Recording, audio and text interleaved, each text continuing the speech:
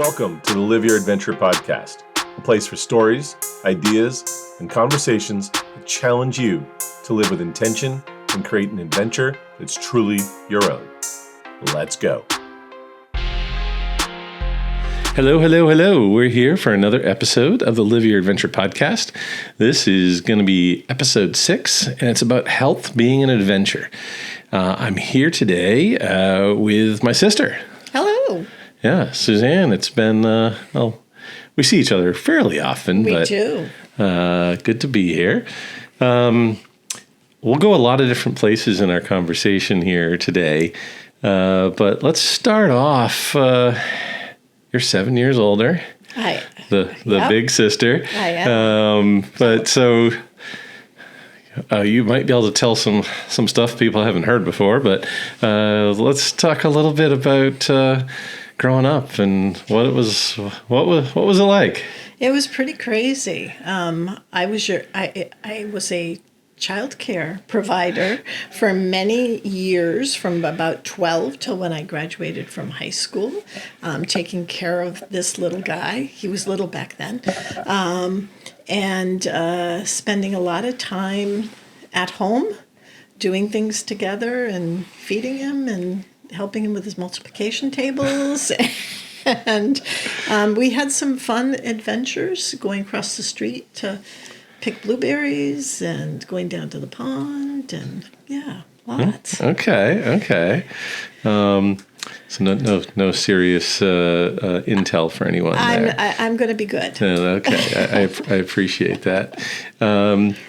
So this episode is really talking about health as an adventure, and we're going to dig into that in a few minutes. Overall, the podcast is really talking about adventure as how to live life. Right. It's a big focus is that comfort is the enemy. And Yep. if that we just sit back and let life do what it does, that we're going to fall behind. That is correct. And so I know for many years, I mean, you were a legal secretary, and I remember some of those years for you, but then you jumped into, actually, before we even go into the Girl Scouts world, what was it in the legal world and office management world and those types of things? First job, jumping in there, which was many years ago now, but what was... that everything we do in life is an adventure of sorts. It is. I had this wild idea that I wanted to be a lawyer. And so I don't learn well in school. So Mom was very adamant that we were going to go to college. And so I said I wanted to be a legal lawyer. But to make sure that's what I wanted to do, I was going to go and get my degree, associate's degree in what I don't even think exists anymore, legal secretarial science. So I went to Tom's College, graduated, came home, went to work for a lawyer in Camden, and worked there for about a year, and then had quite the adventure. I remember that. Where one of his clients came in and shot at him while I was sitting at my desk. And after that, the clients sort of went downhill, didn't have as many clients, I think, coming in a little fear. Also, every time the door opened, I was jumping. And so he was like, I can't afford to keep you both on. So you can either both work half-time or you can, and I said, I'll leave. And then I went to work here in Brunswick for a law firm where I worked for 8 years. And then one day, a friend said, I have this job, and I moved on to working in the water and wastewater world, working for a company, a nonprofit that helped them out, and I did that for 19 years. Was that long? I didn't realize it was that many years. It was. I was. You're dating yourself now. I am, and then I came home one day and said to John, "Can I take a huge cut in pay and go do something fun?" Because I was burnt out, and I went to work for the Girl Scouts, where I worked for almost 17 years before retiring last year. Okay, cool. So in the Girl Scout world, it seems like a big thread of, be it Boy Scouts, Girl Scouts, any of those types of things. It's about getting people out, teaching them skills, getting them to face adventure. Tell me a little bit about the Girl Scouts and your experience there around adventure. Girl Scouts was the one thing that was mine growing up. So I started when I was 7, and I'm over 50 years now, having been a Girl Scout. I was in a wonderful troop in the Rockport area, had an opportunity to travel and go to Washington, D.C. twice. Our leader, Mrs. Ames, was adamant about getting us out into nature and learning about trees, and putting us out on her lobster boat and going out island hopping, and going to North Haven and biking and climbing mountains. We did it all. And when I graduated from college and moved to Brunswick, I was like, what am I going to do? So I started volunteering and became a troop leader, and had an amazing time with girls for many years before I went to work with them. I was a volunteer for almost 25 years. It seems amazing that I did it for that long. Yeah, it's a long time. Yeah. So I know you went on many trips. Mm-hmm. Trips aren't the only thing, but and we'll probably dig into a few other things that way. But talk about some trips that are memorable. The one that comes to mind immediately was probably back in the 80s. So a long time ago, I had a troop of juniors, 24 of them. And they had sold cookies, raised their money, and we were going on a camping trip. And it decided to pour on Saturday. So Friday we went in, we set up, and in the middle of the night it started pouring. We were on high ground, but everything got soaked. The girls were like, well, we should go home. And I'm like, yeah, a little rain, we're not going to go home. We proceeded to stay. We went on our hike that we had planned, and in the pouring rain, it is the one time in all the years that I took Girl Scouts that I dug out the quarters, and that night I took all their sleeping bags and put them in the dryer at the campground, and dried their clothes, and we stayed through Sunday. When we came home on Sunday night, this is before cell phones, this is before all of that, the parents were furious with us that we had stayed out. How could we do this to the girls? Because the local Boy Scout troop had gone out, but they'd come home because it was too wet. Oh, boy. And the girls loved that. And for years, they would talk about the fact that they had stayed out. And I meet them now. One of them is a local banker, and she would come into our office at the Girl Scouts, and her words to me always were, so are we having fun yet? And I see several of them around Brunswick. They still live here. And they're always like, so are we having fun yet, Miss Suzanne? That's cool. So I know there's been many events, even in recent years, where you were running the camp or cleaning the kitchen or those types of things, and you would always talk about the group of people that would band together and take care of that type of stuff. So excuse us, the phone is ringing. My husband's coming to get it. Oh, the phone wasn't out where he could get it. Yeah, so he'll take it in the other room with him. I'm very proud of something I started with my team at Girl Scouts when I was working there, of something called Camp Adventures for Grown-Ups. And so for the past 10 to 12 years, we've been going to our beautiful Camp Natarsui, which is up at the entrance to Baxter State Park, and having people climb the mountain, we feed amazing food to everybody. I've run some treks where we do spa treatments. We got our feet soaking out under the trees. We've made our personal masks and put them all over our faces. We've gone on walks. We've gone looking for moose. It has been great. My favorite thing of going there is I was always responsible for taking people out onto the lake in canoes at dusk and sitting out in the middle of Lower Toad Pond and looking up at Katahdin.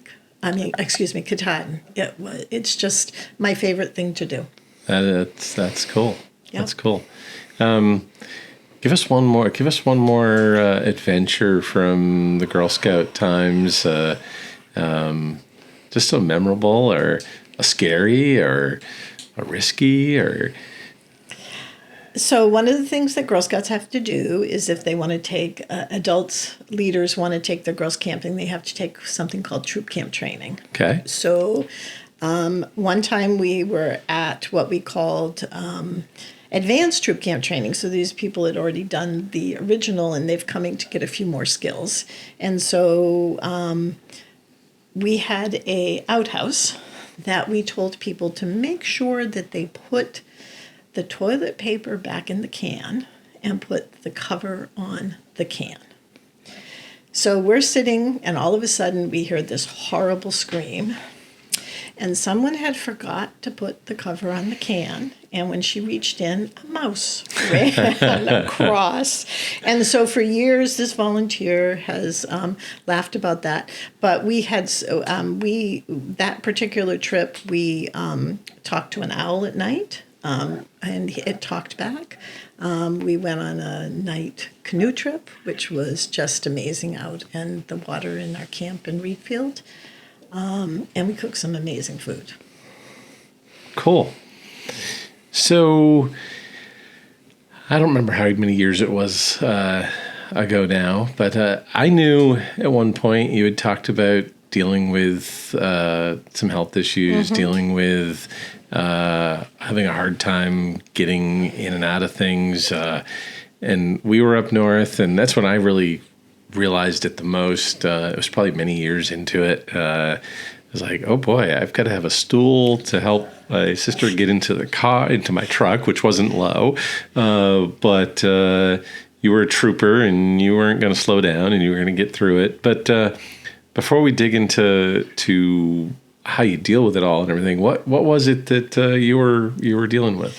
So at that point in time on that trip, I didn't know what was wrong with me yet. I knew that I went to get into your truck, and no matter how hard I tried, I could not. And I'd always been able to climb into your truck. And what the devil was going on? And then there were other things that started happening. Like I'd go to put my foot in my own car, which isn't that high to get up, and I couldn't lift it up into the car. I would try to I'm a bath person. I'd try to get out of the tub, and I would really struggle. I also started having this amazing rash. And in fact, I would drive to Bangor quite routinely to see my staff up there. And I would get in there and have this horrible rash all over my arms. Come to find out it was from the sun shining through the car. So the disease was sun-induced. It is called dermatomyositis. Try saying that 5 times fast. I'm not going to. DM for short, and it is a autoimmune disease that causes the derma is a rash, which covered my entire head, my entire face peeled, my arms were covered, my legs. But the myositis part of it is it attacks your muscles. So it's your own body attacking your muscles, and it attacks the upper leg muscles, particularly in your upper arm muscles. Oops, sorry about that. Yeah, good. And so I went a while. It is a disease which is very, very hard to diagnose. My doctor, after I was diagnosed, she literally said this to me one day. She said, Suzanne, you are quite the bitch. I hope it's okay to say that word. It is. Because every Sunday for almost 4 months, I would call and say, I'm still not better. What's wrong with me? And finally, one day, they sent me for a biopsy at the dermatologist. And the dermatologist happened to have just been at a conference where they had talked about this disease, and she brought out pictures, and it was like looking at me. So rather than it being 2 or 3 years before I was diagnosed in 7 months, which made the ability for me to put the work in possible, so that I don't say the word, but the R word. Now I still have to take some pretty hefty drugs so that my body won't, attack my muscles. Yeah, yeah.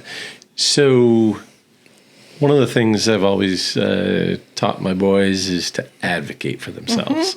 And so it sounds like what you were really doing there was you had to advocate for your own health constantly. It was, I'm a bigger girl. It was like you're getting older, so your body's, breaking down.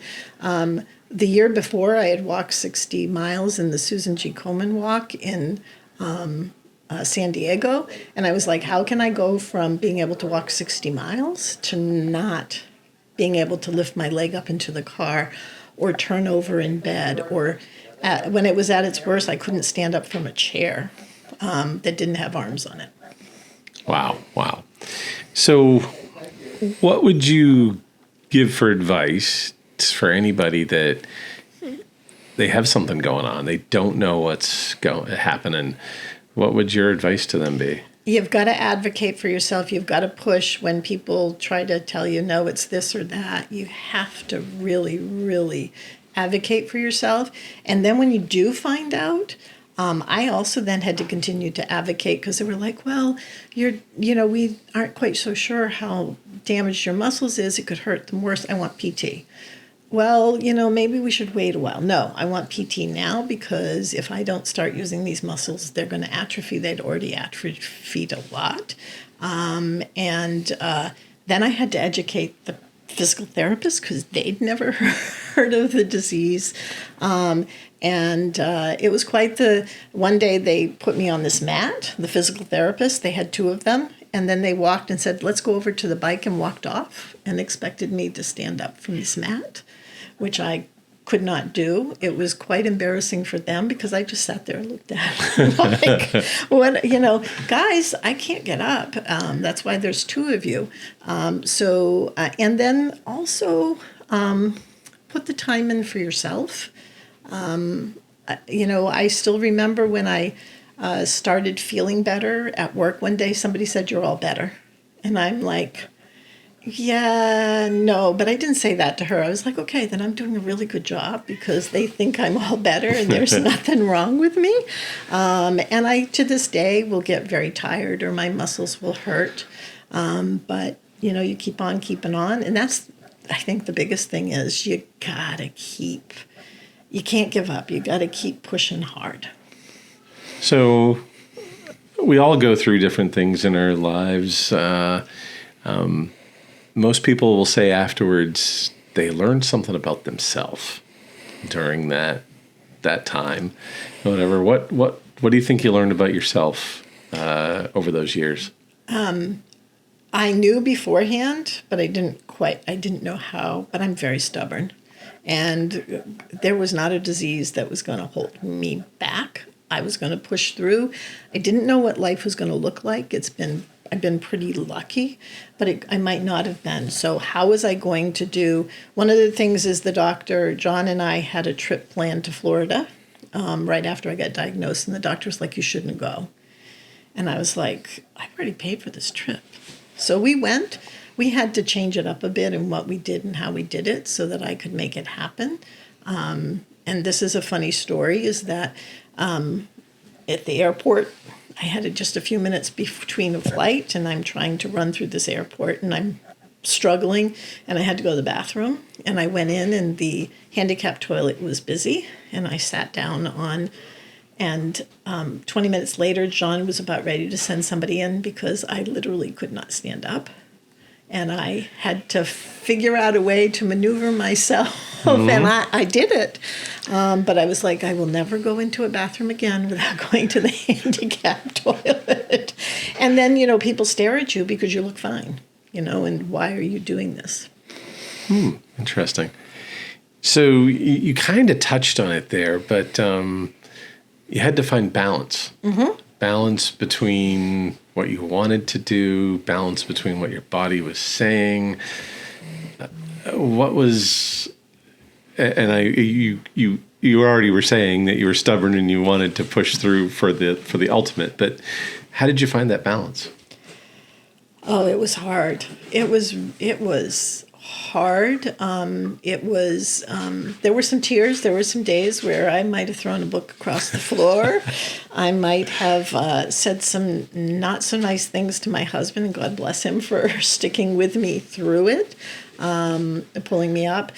But I'm a pretty optimistic person. I'm the person that sees the glass half full most of the time. So I would set goals for myself.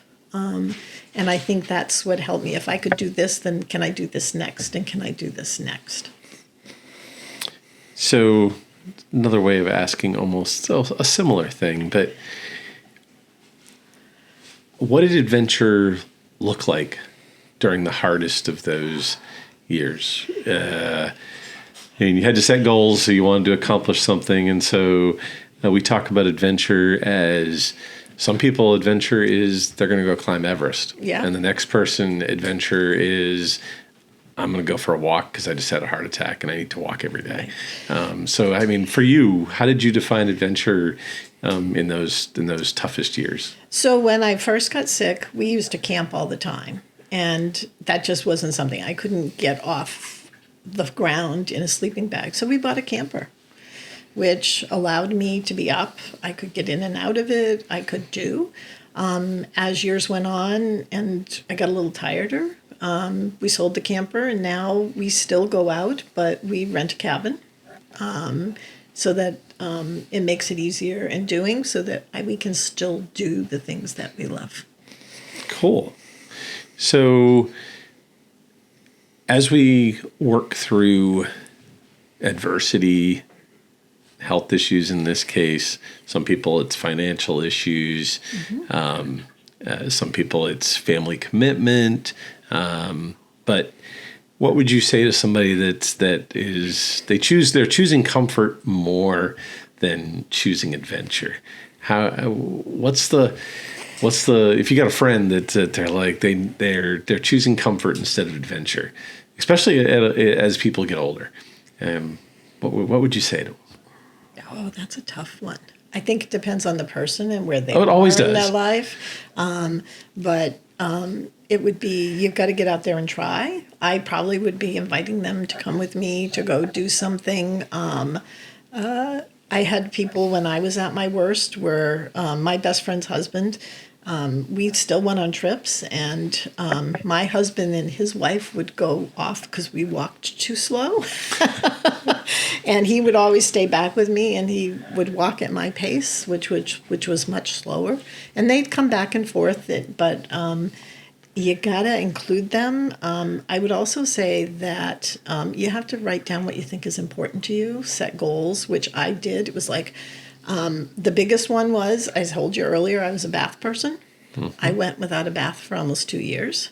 It was not nice because that's where Suzanne gets her comfort from. That's where Suzanne I've done it my entire life. It's where I get my solitude, where I enjoy that peaceful time of reading a book, doing.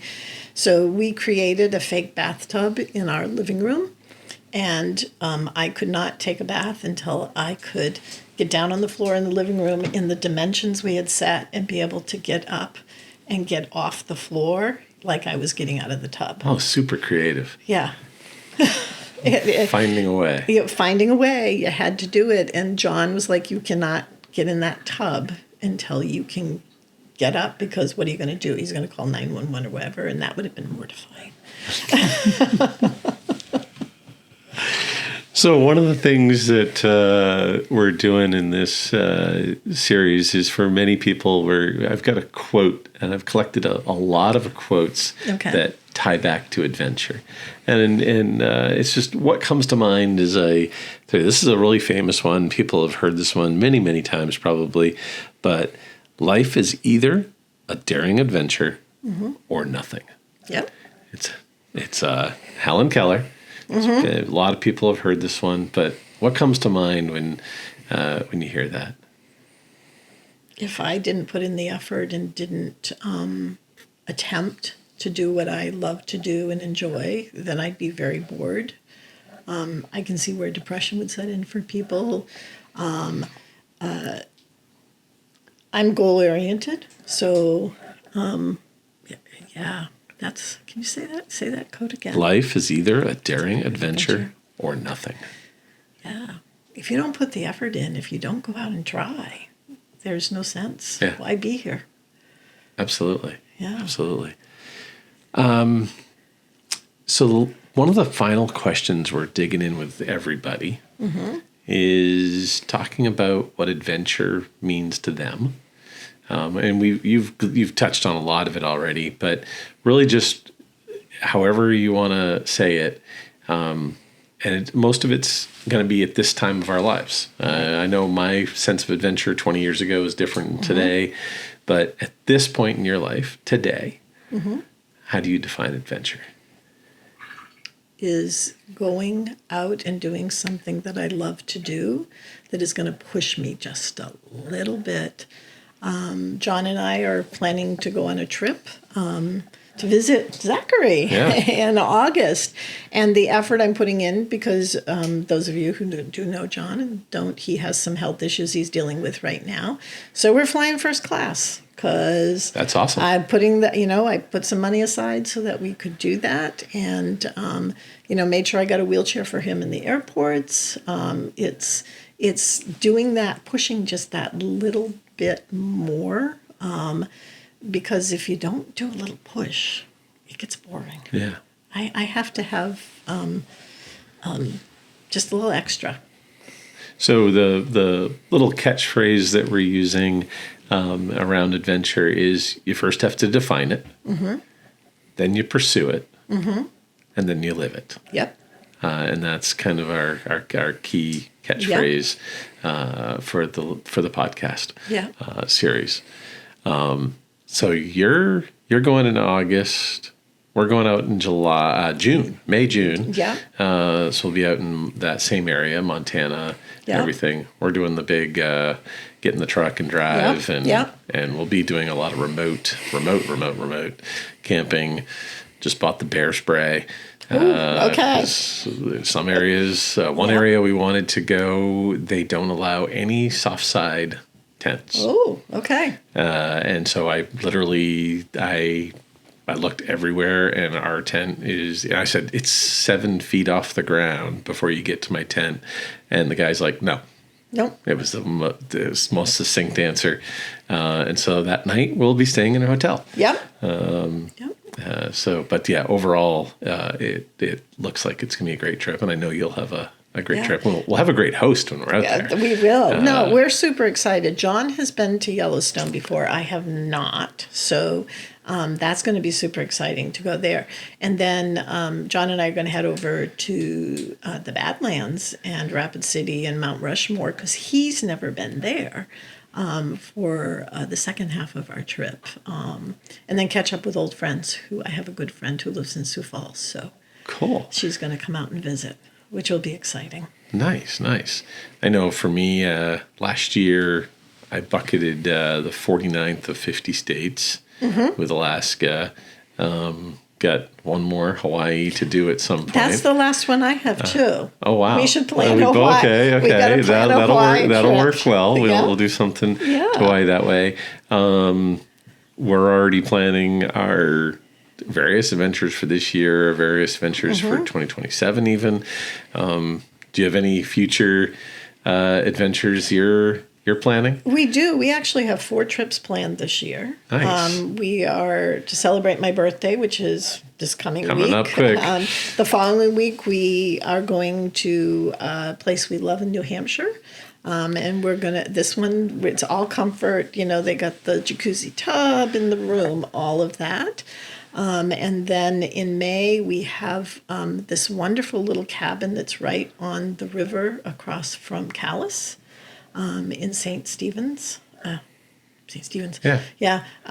Canada, and we're going to go there for 2 or 3 days. And the best part of that place, it's very nice, but the best part of it has a screened-in porch that overlooks the river, and you watch the bald eagles and the otters, and it's just amazing. And then we're going, of course, to Montana in August, and then in September. We are going up to Greenville and drive the back roads. That's one of our favorite things to do, is to get in the car. And sometimes I scare John because I'll go down a road he doesn't think I should with my car.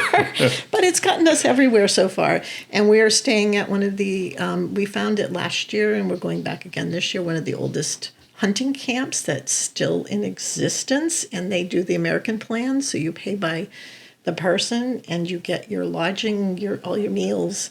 And they have screened-in porches. It's no electricity. It's just amazing. Cool. So this discussion has gone a lot of places. Yep. A lot of places. The core goal of Live Your Adventure is, again, to push people to get outside, to push themselves to escape comfort, because comfort is the enemy. I'll repeat that a million times, and we've definitely gone there. I don't think I have anything else. Do you have anything else you want to throw out there to anybody that might be listening to the podcast? Go out and have fun, and as you said before, sometimes it's just going. For a while there, it was me being able to walk outside my door and go take a quarter-mile walk and be able to get back, climb the stairs back into the 3 stairs back into my house. That was a struggle. I've worked really hard. That's not a struggle anymore, and we do a lot of that. But you gotta try. You've gotta push. If you sit down, then you give up. If I had stopped, I'd probably be in a wheelchair now. Right. And we watched that. Yeah. We watched that with our mom. Yep. So it's like, nope, not gonna do that. Yeah, I think that. Yeah. I mean, I think about when I had talking about health stuff again. When I had my knee replacement, I did 9 months of physical therapy because I wanted my right leg to be equal to my left leg, and I'd probably needed surgery for 15 years. Yep. But doctors kept pushing it off. So I remember the doctor saying, I'll give you as much physical therapy as you want. And frankly, most people don't even do half of what I give them because they're choosing comfort. Yeah, as a person that has both her knees replaced, and I had them done 2 weeks apart because, God forbid, I was not going to go through 9 months and then another 9 months later on, just get it done. Yeah. And and I realize I talk with my hands a lot. This has been hard. That's fine. That's fine. So I think we're going to wrap it up there. This has been a great discussion. The key to this has been really talking about health as an adventure. You've got to choose to get ahead of your health. You've got to advocate for yourself. That was a big key to get you there. And again, comfort is the enemy. We have to choose to live your adventure. It's a decision. That was the topic last week with Stephen, or 2 weeks ago when people are listening to this, that you've got to decide. Yes. You have to choose adventure. It's not going to happen just automatically for you. So thank you very much for spending some time with me on this. And till next time, get out there and live your adventure. Thank you. Thanks for listening to the Live Your Adventure podcast. Remember to hit that subscribe button, follow us on social media at Hand Adventures, and for your next adventure, define it, pursue it, and live it.